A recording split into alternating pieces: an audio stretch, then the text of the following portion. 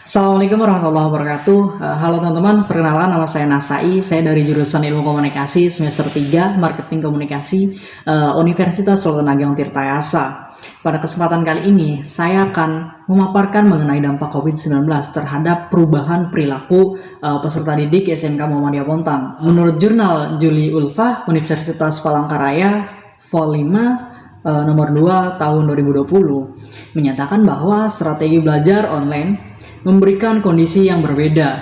Beberapa merasa kesulitan untuk menangkap materi dan kesulitan untuk belajar. Hasil dari penelitian menunjukkan bahwa sebanyak 78% tidak mengalami kendala atau mengalami kendala tetapi sudah terrealisasi gitu kan.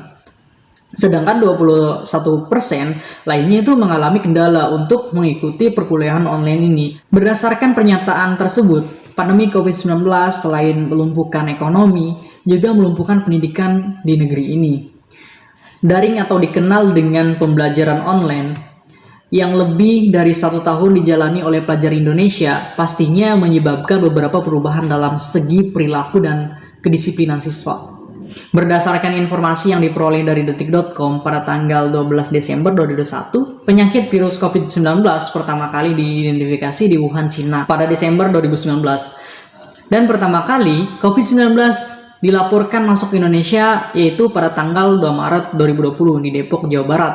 Kasus penularan yang pertama ini juga terungkap setelah pasien pertama melakukan kontak langsung dengan warga negara Jepang yang ternyata positif 19 pada saat diperiksa di Malaysia pada malam Valentine 14 Februari 2020. Akibat adanya COVID-19 terjadi banyak perubahan pada masyarakat. Misalnya pekerja yang biasanya di kantor kini dirumahkan. Adanya pembatasan kegiatan masyarakat atau bisa disebut dengan PPKM serta berdampak kepada proses pembelajaran. Biasanya segala suatu hal aktivitas yang dilakukan di sekolah kini dilakukan melalui daring atau online. Setelah 3 semester, proses pembelajaran dilakukan secara daring atau dalam jaringan. Kini terhitung dari akhir September 2021, proses pembelajaran dilakukan kembali menjadi luring atau luar jaringan dengan memperhatikan beberapa hal seperti mematuhi protokol kesehatan dan juga sudah melakukan vaksinasi minimal dosis pertama, baik dari peserta didik ataupun dari gurunya itu sendiri. Untuk keantusiasan saya dalam pembelajaran daring ini, pada awal pertama saya itu ngerasa seneng bisa belajar di rumah karena bisa ada suasana baru gitu, dan juga sistem belajarnya sudah jelas beda dong dengan pembelajaran tatap muka. Nah, di pembelajaran ini, khususnya di pembelajaran daring, kita itu belajarnya lebih fleksibel gitu, bisa mengerjakan di mana dan kapanpun. Kita itu belajarnya itu menggunakan WA, Classroom, dan Google Meet. Tapi ada juga dampak negatifnya, terutama dalam pemahaman akan materi. Dan dari setiap mata pelajaran, saya ataupun teman-teman yang lain itu lebih kurang memahami gitu apa yang dipelajari. Guru pun hanya memberikan materi lewat WA atau Classroom dan penjelasannya itu kurang dipahami. Dan keuntungannya itu kita itu lebih update gitu dengan teknologi sekarang, yang dulunya nggak tahu apa itu Google Meet, cara menggunakannya, terus Classroom dan lain-lain. Dan banyak kok perusahaan-perusahaan startup yang mulai membuat aplikasi-aplikasi yang berguna gitu, kayak Zenius, Ruang Guru, dan sebagainya. Saya punya 2 pandangan tentang belajar daring atau online. Yang pertama yaitu dampak negatifnya, membuat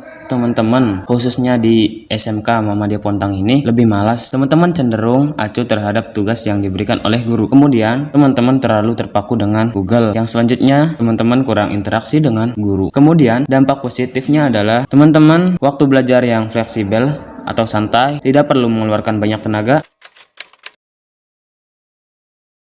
Ya, menurut pandangan saya sih pastinya bangga banget gitu. Bisa interaksi sama teman lagi, bisa interaksi sama guru lagi. Dan pastinya punya kelebihan gitu ya. Yaitu kelebihannya membuat kita lebih banyak gerak, artinya tidak di rumah saja itu, bisa keluar. Yang kedua yaitu tidak terkendala oleh kuota. Dan yang terakhir yaitu teman-teman lebih cepat memahami materi karena bertemu langsung dengan guru atau Pasti saya ataupun teman-teman yang lain itu senang karena di saya sendiri, khususnya kan saya sekolah di SMK. Nah, SMK itu lebih ke dominan ke praktiknya. Sedangkan saat pembelajaran daring itu kita hanya dikasih materi.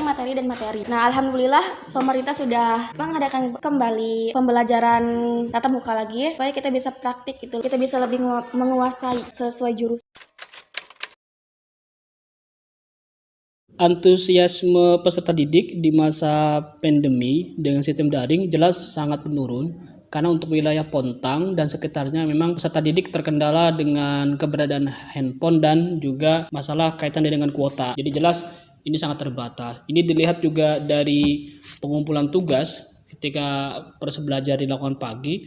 Kadang anak-anak baru mengumpulkan tugas itu ketika malam bahkan di tengah dini hari gitu untuk mengejar kuota. Jadi jelas untuk wilayah pedesaan pembelajaran sistem daring itu sangat membutuhkan dukungan lebih gitu, baik dari sekolah maupun dari keluarga. Itu mungkin kendala. Jadi jelas ini sangat berpengaruh kepada antusiasme. Jelas ketika proses pembelajaran sudah berubah dari daring dan luring, ini ada semangat baru bagi siswa karena hampir setahun lebih mereka melakukan pembelajaran di luar kelas gitu. Memang ada kerinduan sendiri ketika mereka tidak bisa berinteraksi dengan guru dan siswa secara langsung. Kalau perbedaan luring dan daring jelas berbeda.